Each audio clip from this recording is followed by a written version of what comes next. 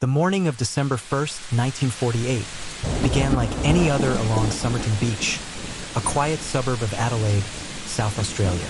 The sand was cool, the sea calm, and locals walked the shoreline without urgency. But near the seawall, just past the steps, a man lay slumped, legs stretched out, head resting against the stone. He looked, at first glance, like a drunk who had fallen asleep after a long night. He was well-dressed. A brown suit, polished shoes, pressed trousers. No hat, but his hair was neatly combed. His pockets contained no wallet, no money, no identification. His hands were relaxed, his face calm, almost peaceful. A couple walking their dog noticed him but thought nothing of it. Others passed by, assuming he was resting. Hours later, when he had not moved, someone finally called the police. The man was dead. Investigators quickly realized this was no ordinary vagrant. His clothing was of good quality, tailored, and every label had been carefully cut away. His shoes were immaculately clean, as if he had not walked far. There were no signs of struggle, no wounds, no blood. His body was transported to the hospital, where doctors noted something unusual. His pupils were smaller than normal, and his spleen was enlarged. Poison was suspected, but no trace was found in his system. The mystery deepened when police searched his belongings. In his fob pocket, hidden deep inside, they found a tiny scrap of paper. On it were two words, printed in Persian script, Tamám Shud. Translated, it meant, "It is finished." The scrap had been torn from the final page of a book, the Rubáiyát of Omar Khayyam, a collection of poetry about fate, life, and death. The discovery electrified investigators. Who was this man? Why had he carried a fragment of poetry in his pocket? And why had someone gone to such lengths to erase his identity? The press dubbed him the Somerton Man. His photograph was published across Australia, but no one came forward to claim him. No missing persons matched his description. No family identified him. He was buried in Adelaide's West Terrace Cemetery, his grave marked only by the mystery that surrounded him. From the very first day, the case carried the weight of something larger than a simple death. A man, dressed as if for business, was found lifeless on a beach, with no name, no past, and a single cryptic message. It is finished. The Somerton Man story had begun, and it would haunt investigators, journalists, and amateur sleuths for decades to come. The scrap of paper found in the Somerton Man's pocket, Tamám Shud, was traced back to a rare book, the Rubáiyát of Omar Khayyam, a collection of Persian poetry translated into English. Police launched a nationwide search for the source. Weeks later, a man came forward with a copy of the Rubáiyát that had been left in the back seat of his car, parked near Somerton Beach. Inside the book, the final page had been torn out. The missing fragment matched perfectly with the scrap found in the Somerton Man's pocket. Investigators were electrified. They now had a direct link between the body and the book. But the book contained more than poetry. On the inside cover, faint impressions revealed a series of letters arranged in groups, a cypher. The markings looked like a code, written in block letters with no obvious meaning. Gobad, Mliawi, Dimpinit, Rubáiyát, Samsgab. Theories exploded. Was this a spy's code? A military cipher? A personal shorthand? Cryptographers attempted to break it, but no solution was ever confirmed. Some believed it was an acrostic, the first letters of words in a message. Others thought it was a one-time pad, impossible to solve without the original key. The mystery deepened further when police discovered a phone number written in the book. It belonged to a young nurse named Jo Thompson, who lived near Somerton Beach. When questioned, she denied knowing the man, but witnesses later claimed she reacted strangely when shown his photograph. Pale, shaken, almost fainting. She insisted she had no connection, but her reaction fueled speculation for decades. The Rubáiyát itself was unusual. It was a rare edition published in New Zealand with only a handful of copies known to exist. How had it ended up in the back of a stranger's car? Why had the Somerton Man carried a fragment of its final page? And what did the cryptic code mean? For investigators, The book transformed the case from a mysterious death into something larger, a puzzle that hinted at espionage, secret identities, and hidden networks. The Somerton Man was no longer just an unidentified body. He was a man tied to a cipher, a rare book, and a woman who seemed to know more than she admitted. The press seized on the story. Headlines spoke of spies, Cold War intrigue, and coded messages. Ordinary Australians debated theories in pubs and living rooms. The case had become a national obsession. But for detectives, the code remained unsolved. The book raised more questions than answers, and the Somerton Man's identity remained hidden behind silence and shadows. The phone number found in the Rubáiyát led police to Jo Thompson, a young nurse living just a short walk from Somerton Beach. When detectives knocked on her door, she appeared calm, polite, and cooperative. But when shown a photograph of the dead man, her reaction startled them. Witnesses later recalled she turned pale, nearly fainted, and refused to look at the image again. She insisted she did not know the man. She claimed she had no connection to the case. Yet her reaction became one of the most debated moments in the investigation. Was it shock, recognition, or fear? Jo Thompson lived with her partner and her young son, Robin. Years later, researchers noticed something uncanny. Robin bore a striking resemblance to the Somerton Man photograph that showed the same shape of the ears, the same pronounced upper ridges, and a similar facial structure. Geneticists pointed out that the ear shape was rare, making the resemblance more than a coincidence. This raised a chilling possibility. Could Robin have been the Somerton Man's child? If so, Jo Thompson's denial carried even greater weight. Perhaps she knew the man intimately. Perhaps his presence in Adelaide was not random. Theories multiplied. Some believed Jo Thompson had been romantically involved with the Somerton Man, and that his death was connected to espionage or betrayal. Others thought she was protecting her family from scandal. Jo herself never admitted any connection, and until she died in 2007, she maintained silence. Robin grew up to become a professional dancer and musician, but he died young, leaving behind a daughter. Decades later, DNA testing on Robin's descendants suggested a possible link to the Somerton Man, though results remained inconclusive. The mystery of the family connection lingered, tantalizing but unresolved. For investigators, Jo Thompson became a central figure in the case. She was the living thread that tied the Somerton Man to Adelaide. Her reaction, her proximity, and her son's resemblance kept suspicion alive. Yet, without her cooperation, the truth remained locked behind silence. The Somerton Man was no longer just a stranger on a beach. He was a man who might have had a family, a child, and a secret life hidden in plain sight.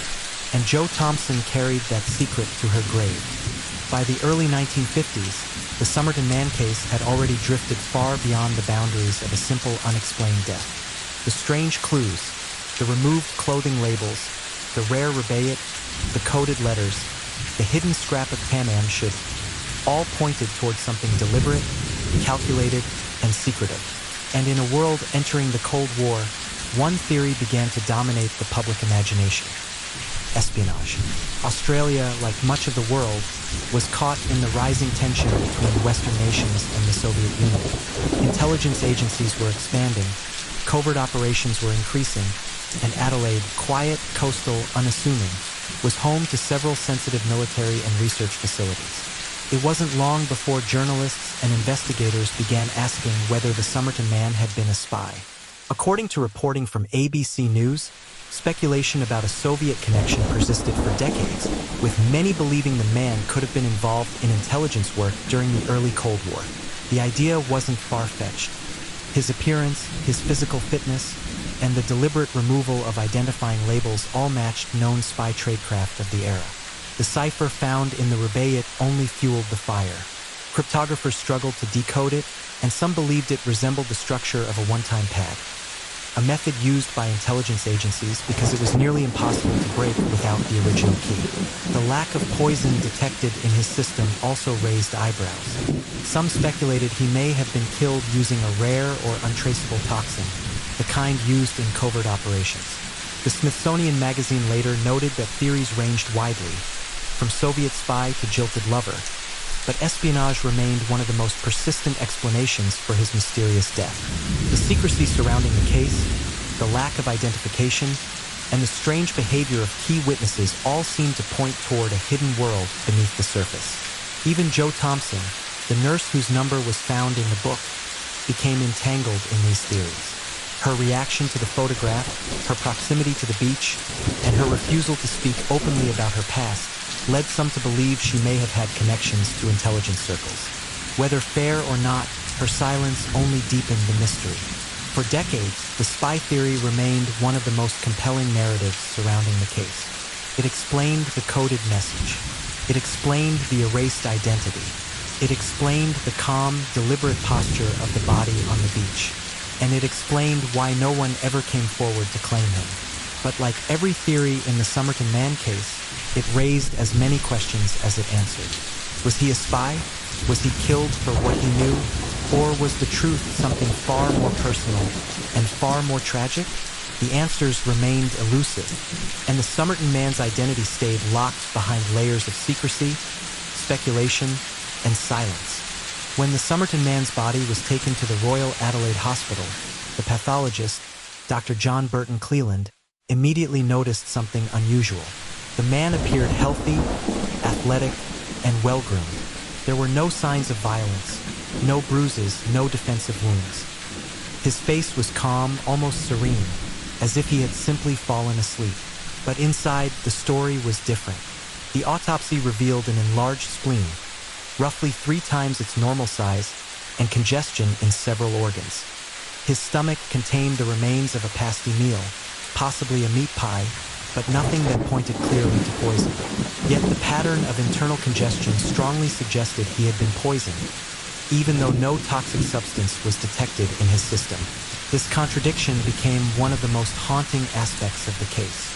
In 1948, many poisons, especially rare or fast-acting ones, were difficult or impossible to detect after death. Digitalis, strophanthine, and certain barbiturates could kill without leaving a trace. Some investigators believed the Somerton Man had been given a poison that metabolized quickly, leaving no chemical footprint. Others suspected a sophisticated toxin used in espionage, aligning with the Cold War spy theories that later emerged. But the autopsy revealed something else, something subtle but chilling. The man's pupils were unusually small, a symptom consistent with certain poisons. His blood was congested. His organs showed signs of acute failure. Yet there was no evidence of natural disease. Everything pointed toward a deliberate act, but nothing proved it. The coroner's report concluded that the cause of death was not natural, but could not determine the exact method. Poison remained the leading theory, but without chemical evidence, it could not be confirmed. The ambiguity only deepened the mystery. Investigators also noted that the Somerton Man's clothing was immaculate. His shoes were polished and clean, suggesting he had not walked far before dying. This raised a disturbing possibility. He may have been placed at the beach after death, positioned carefully against the seawall. If true, someone had gone to great lengths to stage the scene. The autopsy also confirmed what police already suspected. The man had no identification, no labels on his clothing, and no personal items that could reveal his name. Every clue seemed intentional, as if someone had erased him. The poison theory remained the strongest explanation for decades. It fit the symptoms, it fit the era, and it fit the eerie calmness of the body on the beach. But without proof, the Somerton Man's death remained suspended between possibilities: murder, suicide, or something far more complex. The autopsy answered nothing. Instead, it opened the door to the darkest chapter of the investigation. 2 days after the Somerton Man's body was found, investigators uncovered a new lead, one that would become one of the most important clues in the entire case. At the Adelaide railway station, staff reported an unclaimed suitcase that had been sitting in the cloakroom since November 30th, 1948, the day before the man was discovered on the beach. Police opened the suitcase, hoping for identification. Instead, they found another puzzle. Inside were neatly folded clothes, a shaving kit, a screwdriver, a table knife sharpened into a makeshift tool, and a stencil brush used for marking cargo. But just like the clothing on the body, every label had been removed. The few items that did contain markings had names that led nowhere, likely aliases or secondhand purchases. The suitcase itself was ordinary, but the contents were strange. The presence of a sharpened knife and a stencil brush suggested manual labor or specialized work. The clothing was of good quality, but the stitching was unusual, hinting that the man may have come from outside Australia. Investigators believed the suitcase belonged to the Somerton Man, but nothing inside revealed his identity.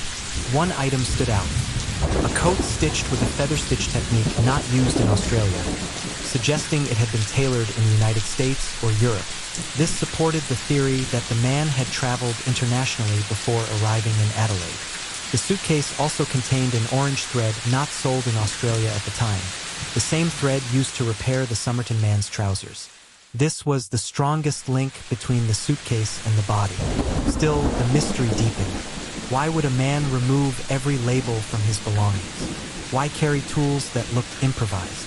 Why leave a suitcase at a train station and then end up dead on a beach? According to the case summary, the suitcase was indeed connected to the Somerton Man, but it offered no clear answers about who he was or why he died.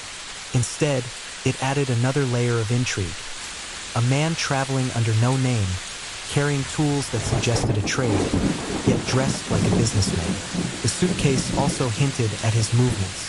Investigators believed he may have taken a train to Adelaide, checked the suitcase into the station, and then traveled to Somerton Beach.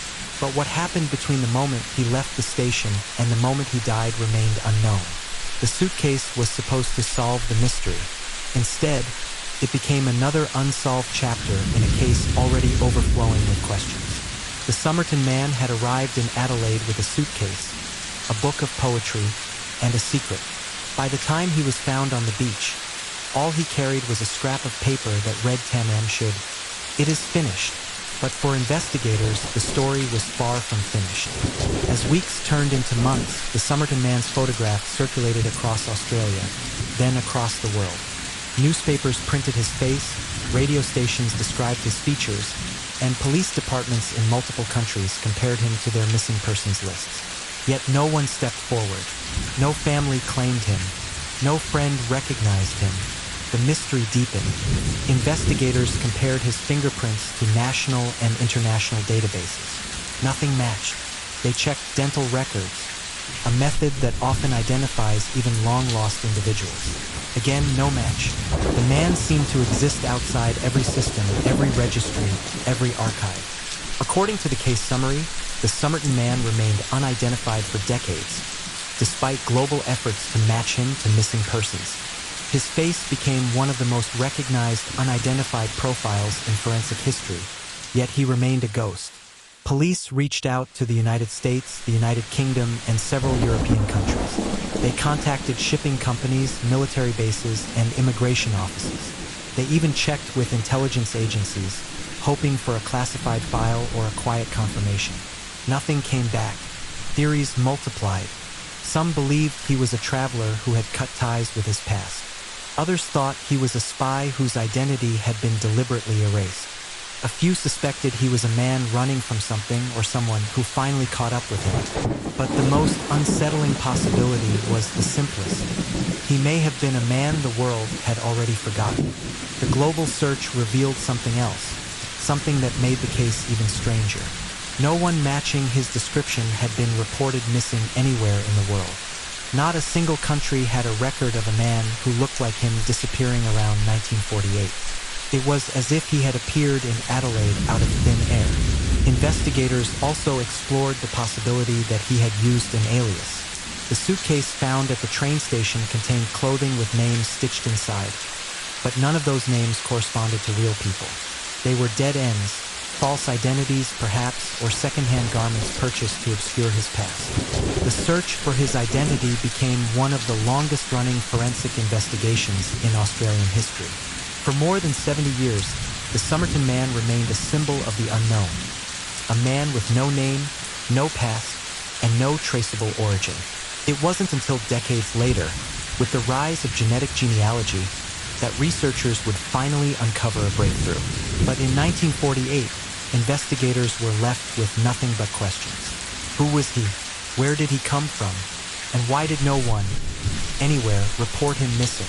The world had searched for his name, and the world had come up empty. For more than 70 years, the Somerton Man lay buried in Adelaide's West Terrace Cemetery, his identity sealed beneath layers of speculation, dead ends, and Cold War mythology. Generations of investigators tried to solve the case, but without DNA, the truth remained out of reach. That changed in the 2020s, when forensic science finally caught up with one of the world's most enduring mysteries. In 2021, authorities approved the exhumation of the Somerton Man's remains. The goal was simple but monumental: extract viable DNA and compare it to modern genealogical databases. It was a long shot, decades of decay, embalming chemicals, and environmental exposure often destroy genetic material. But forensic teams persisted. And then, in 2024, the breakthrough came. According to reporting from Science Times, experts successfully matched Somerton Man's DNA to living descendants, identifying him as Carl Charles Webb, an electrical engineer from Melbourne Science Times. Webb had been born in 1905 and was known to have separated from his wife shortly before he disappeared.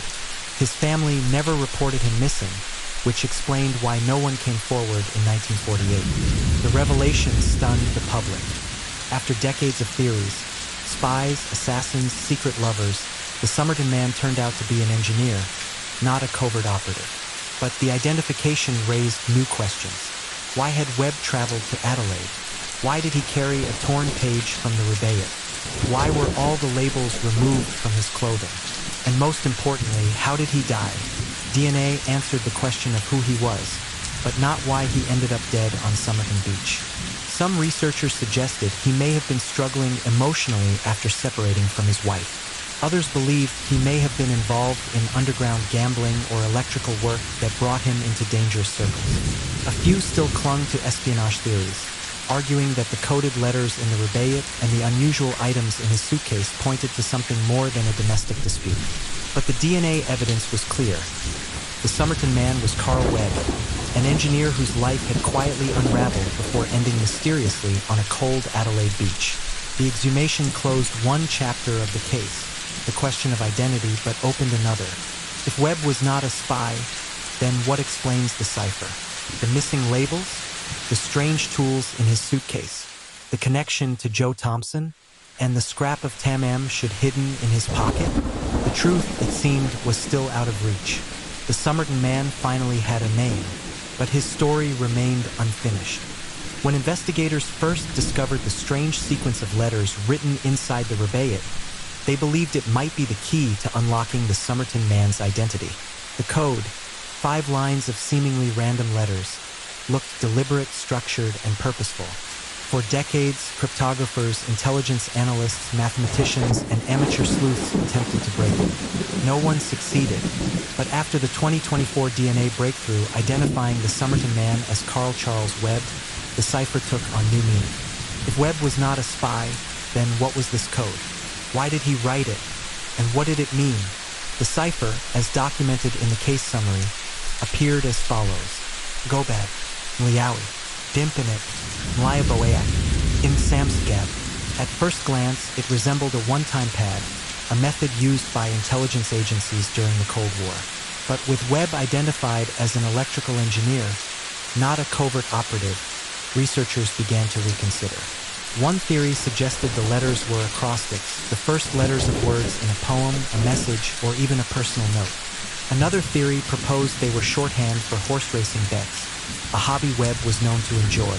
Some believed the letters represented the initials of song lyrics or phrases meaningful only to him. But the most compelling theory emerged from linguistic analysis. The code may have been a stream of consciousness note, written during emotional distress. The repeated patterns, the uneven spacing, and the lack of mathematical structure suggested it was not a professional cipher at all. Still, the mystery persisted. If the code was personal, why hide it in a rare book? If it were meaningless, why write it at all? And if it was emotional, what was Webb trying to express? The presence of the Tamám Shud scrap, meaning it is finished, added a darker layer. The phrase, torn from the final page of the Rubáiyát, suggested closure, finality, or resignation. Combined with the cipher, some investigators believed Webb may have been leaving behind a cryptic farewell. Yet nothing in the code has ever been definitively solved. Even with modern computing power, the letters resist interpretation. They remain one of the most enigmatic elements of the case. A message without a key, a puzzle without a solution. The cipher, once thought to be the work of a spy, now appears to be the work of a troubled man. But its meaning, like so much of the Somerton Man mystery, remains locked behind silence. Reconstructing the final days of the Somerton Man, now believed to be Carl Charles Webb, has always been one of the most challenging parts of the investigation. The evidence is sparse, the timeline fragmented, and Webb himself left no diary, no letters, no witnesses who could confirm his movements. But investigators pieced together what they could, drawing from train records, the suitcase at the Adelaide railway station, and the condition of his body when he was found. What is known is this: on November 30th, 1948, a man matching Webb's description arrived in Adelaide. He checked a brown suitcase into the railway station cloakroom. The same suitcase later linked to him through the unique orange thread and the clothing inside. After that, his movements become a fog of speculation. He may have taken a bus or tram to Somerton Beach. He may have walked. He may have met someone or no one at all. What is certain is that by the evening of November 30th, he was somewhere near the shoreline.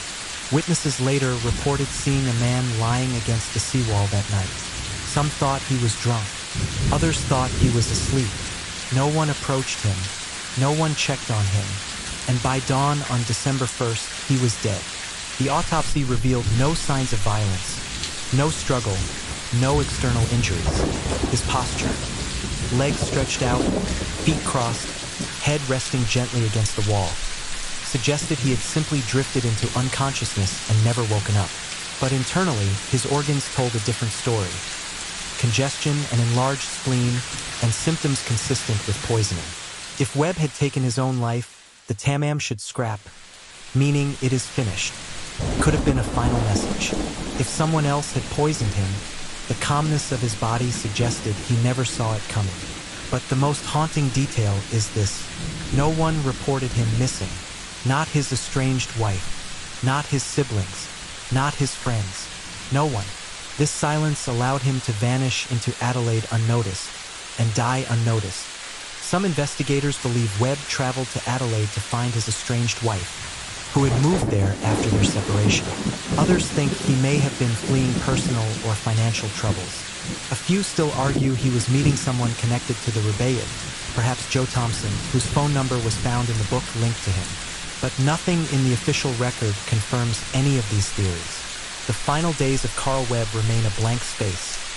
A man moving quietly through a city where no one knew him, carrying a book of poetry, a suitcase with no labels, and a secret that would outlive him by decades. On the night of November 30th, he sat down on Somerton Beach. By morning, he was gone, and the mystery of his final hours remains one of the most enduring shadows in the case. Even after the Somerton Man was identified as Carl Charles Webb, the case did not settle into clarity. Instead, the new information created a strange paradox. The mystery of who he was had finally been solved, but the mystery of why he died and what truly happened on Somerton Beach remained as murky as ever. For decades, investigators, journalists, and amateur sleuths proposed theories that attempted to explain the bizarre collection of clues. The torn Tamám Shud scrap, the cipher, the erased clothing labels, the rare Rubáiyát, the unclaimed suitcase, and the calm, staged appearance of the body. Even with Webb's identity confirmed, many of these theories still hold weight. 1. The suicide theory. This remains the simplest explanation. Webb was estranged from his wife, unemployed, and possibly struggling emotionally. The Tamám Shud scrap, meaning it is finished, could have been a symbolic farewell. The lack of external injuries and the internal signs of poisoning support this possibility. But the absence of detectable toxins leaves the theory incomplete. 2. The murder theory. Some believe Webb was poisoned by someone he met in Adelaide. The calm posture of his body suggests he may have been incapacitated before being placed at the seawall. The removed clothing labels and the strange items in his suitcase could indicate an attempt to obscure his identity. Yet no suspects ever emerged, and no evidence of foul play was found. 3. The espionage theory. Despite Webb's identification, the spy theory refuses to die. The Cold War context, the cipher in the Rubáiyát, and the unusual tools in his suitcase all resemble known intelligence tradecraft. According to reporting from ABC News, speculation about Soviet spy connections persisted for decades, and many still believe the case has hallmarks of covert activity, but no intelligence agency has ever confirmed involvement. 4. The connection to Joe Thompson. The nurse whose phone number was found in the Rubáiyát remains one of the most enigmatic figures in the case. Her reaction to the Somerton Man's photograph, pale, shaken, almost fainting, has fueled speculation for generations. Some believe she knew Webb personally. Others think he may have been searching for her, but she denied any connection until her death, and no evidence has ever proven otherwise. 5. The cipher as a personal code. With Webb identified as an electrical engineer, some researchers now believe the cipher may have been a personal note, shorthand, or emotional writing rather than a professional code. The structure lacks mathematical consistency, suggesting it may not be a spy cipher at all. But without a key, its meaning remains locked forever. 6. The medical mystery. The autopsy revealed an enlarged spleen and organ congestion consistent with poisoning, yet no toxin was detected. This contradiction has baffled experts for decades. Some poisons used in the 1940s were difficult to detect, but without chemical evidence, the cause of death remains officially unknown. The Somerton Man case is a rare kind of mystery, one where answers only deepen the questions. Identifying Webb closed one door, but opened many others. His life, his final days, and the meaning behind the clues he left behind remain suspended between fact and speculation. Theories still swirl, debates still rage, and the truth remains just out of reach. For more than 70 years, the Somerton Man lay at the center of one of the world's most enduring mysteries. A man with no name, no past, and no clear cause of death. His story stretched across generations, inspiring investigators, cryptographers, journalists, and ordinary people who found themselves drawn into the puzzle of a life erased. When DNA finally identified him as Carl Charles Webb, an electrical engineer from Melbourne, the world expected closure. Instead, the revelation opened a new chapter, one filled with contradictions, unanswered questions, and a lingering sense that the truth was still out of reach. Webb's identity explained who he was, but it did not explain why he died, or how he ended up on Somerton Beach, or what the cipher meant, or why he carried a torn scrap of poetry that read Tamám Shud. It is finished. His life, once invisible, became a mirror for the questions we ask about ourselves. How much of a person can disappear before they are forgotten? How much of a life can be reconstructed from fragments? And how many secrets die with us? The Somerton Man's grave, once marked only by mystery, now bears his name. But even with that final piece in place, the story refuses to settle. Theories still swirl, debates still rage, and the case continues to attract new eyes, new minds, new interpretations. Some believe Webb died by his own hand. Others believe he was poisoned. A few still whisper about espionage. And many think the truth lies somewhere in the quiet spaces between, in the gaps, the silences, the missing pieces. And then there is the lacuna, a gap in the timeline, a missing hour, a moment between the train station and the beach that no evidence has ever filled. No witness saw him walk there. No record shows where he went. No clue explains what happened in that final stretch of the night. It is the one part of the story that remains untouched, a blank space that refuses to be written over. Perhaps that is where the truth lives, or perhaps that is where it ends. The Somerton Man's story closes here, not with certainty, but with the quiet understanding that some mysteries are not meant to be solved completely. Some remain as they are, unfinished, unresolved, and unforgettable, just like the scrap of paper in his pocket. Tamám Shud. It is finished.